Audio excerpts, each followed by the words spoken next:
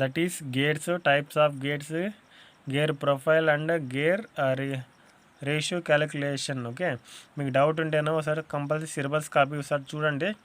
Okay, చూసిన తర్వాత రాసుకోండి. ఓకే, దాంట్లో first one pitch circle PC is equal to pi D by T R 2πr/tu రాయొచ్చు. Next modulus M is equal to D by diameter of the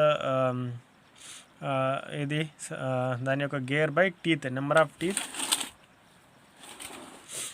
next one arc of contact అంటే కన్నా arc of approach is equal to path of approach by cos phi. Next one arc of recess అని అనుకోండి, path of recess by cos phi. Next arc of contact అంటే కన్నా path of contact by cos phi. Okay, అంటే అన్ని దానికి కింద phi అనేది వస్తుంది. నెక్స్ట్ వన్ గేర్ ట్రైన్, దాని వెలాసిటీ రేషియో వచ్చి n2/n1 is equal to d1/d2. Okay, next for simple gears అంటే దీంట్లో గేర్ ట్రైన్లో కొన్ని టైప్స్ ఉంటాయన్నమాట. సింపుల్ ట్రైన్ అండి, కాంపౌండ్ ట్రైన్ అండి, నెక్స్ట్ రివర్టెడ్ గేర్ ట్రైన్ అండి, నెక్స్ట్ ఎపిసైక్లిక్ గేర్ ట్రైన్ అని. దాంట్లో సింపుల్ గేర్ ట్రైన్కి ఫార్ములా వచ్చి W1/W2 is equal to T3/T1. Okay,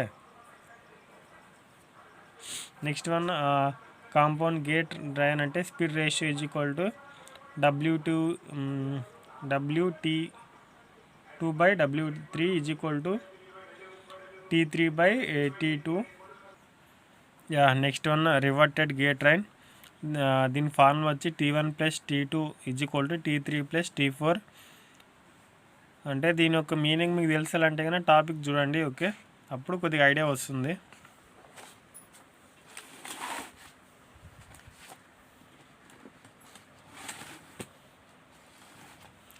next one planetary gear or epicyclic gear. Okay, దాంట్లో ఈ బాక్స్ అనేది మీకు గుర్తుండాలి. ఓకే, దీంట్లో first one operations, next revolution of elements, that is arm C, gear A, gear B. Okay, అంటే ఇలా ఉంటుంది. Okay,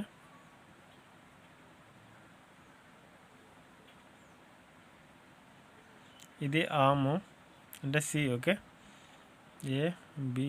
okay, fix the arm and give 1+ revolution to gear A and clockwise. Okay, arm fix చేసినాం కాబట్టి 0 ఉంటుంది. Next one gear ఏ +1 rotation. Okay, next one అప్పుడు gear B. Okay, ఇది అనుకోండి, ఇది బి.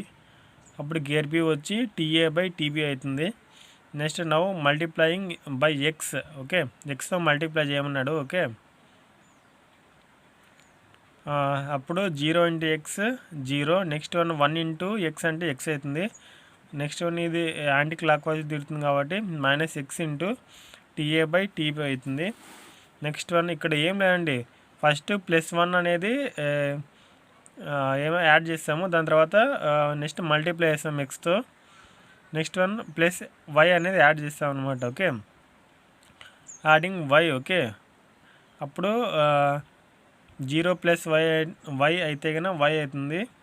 నెక్స్ట్ వన్ ఇక్కడ ఆల్రెడీ x ఉంది, ఎక్కువ xకి +y యాడ్ చేసినాము. నెక్స్ట్ వన్ y యాడ్ చేసిన తర్వాత y - x × TA/TB. Okay, next ఇప్పుడు టోటల్ మోషన్ అయితే కానీ ఇలా వస్తుంది. Okay, y next x + y, y - x × TA/TB. Okay, next one topic 5 that is governors, దాని యొక్క ప్రిన్సిపల్ అండ్ క్లాసిఫికేషన్స్. ఇది టాపిక్ ఇలా ఉంటుంది. ఓకే, దాంట్లో ఫార్ములాస్ వచ్చి first one what గవర్నర్లో height h is equal to 895/n². Next Porter governor, దీంట్లో formula వచ్చి n² is equal to small m plus capital M/స్మాల్ m into 895/h. Next sensitivity is equal to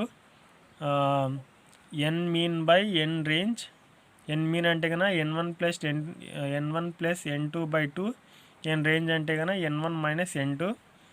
next one graph ఇచ్చినప్పుడు stable గవర్నరా unstable గవర్నరా అని ఇస్తుంది. Okay, in case stable అయితే కన్నా F is equal to AR - B. Okay, ఇక్కడ minus అనేది వచ్చింది అనుకోండి, అది స్టేబుల్. ఇన్ కేస్ ప్లస్ వస్తే కన్నా అన్స్టేబుల్ అని వస్తుంది. ఓకే, మన గ్రాఫ్లో కూడా చూడవచ్చు. Okay, in case X axis ముందు ఇట్లా ఒక ఇది సెంట్రిఫికల్ ఫోర్స్ అనేది యాక్ట్ అవుతుంది అనుకోండి. ఓకే, అప్పుడు అది స్టేబుల్.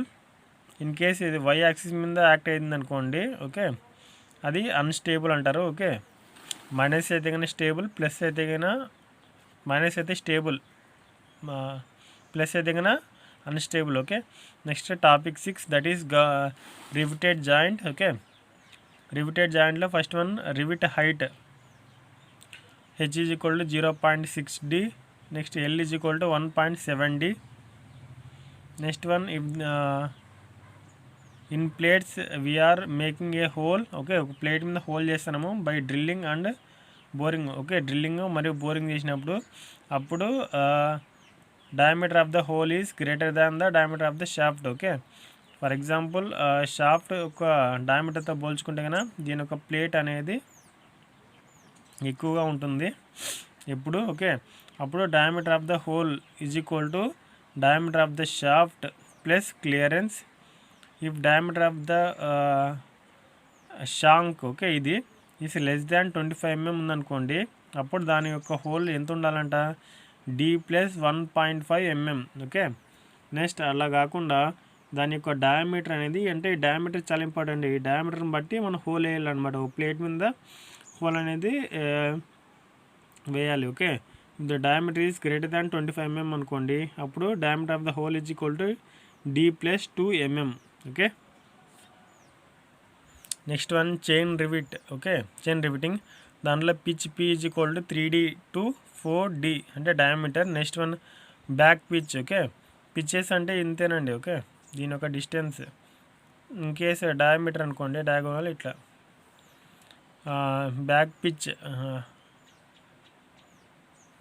బ్యాక్ అంటే ఇది, sorry. Okay, back pitch b is equal to 2d into 2.5d. Okay, next one దాని యొక్క స్ట్రెంత్ కనుక్కోవాలనుకోండి. Strength of the rivet,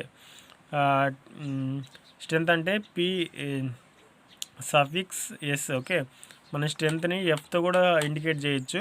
okay, tau into π/4d². Okay, మామూలుగా స్ట్రెస్ ఉంది కదండి, స్ట్రెస్ అంటే ఫోర్స్ పర్ ఏరియా కదా. ఓకే,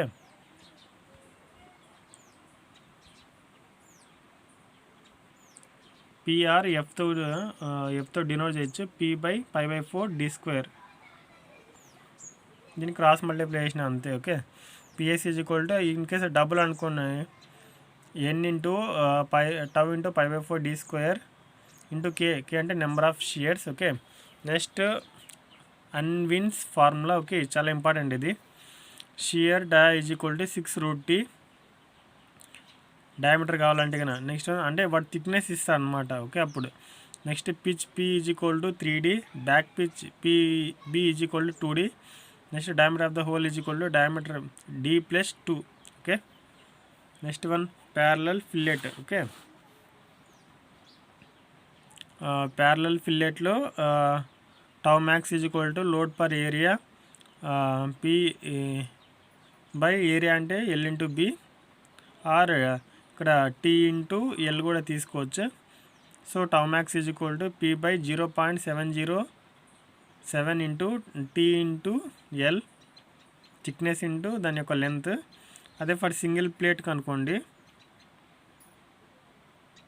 దాని యొక్క స్ట్రెంత్ వచ్చి దాని cross multiplication tau max into 0.707 into t into l. In case double అయింది అనుకోండి, 1.414 into tau max into t into l.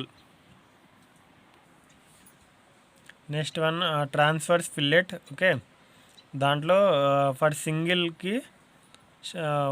Single rivet జాయింట్కి, ఓకే, p దాని స్ట్రెంత్ వచ్చి 0.828 into l into t into tau max.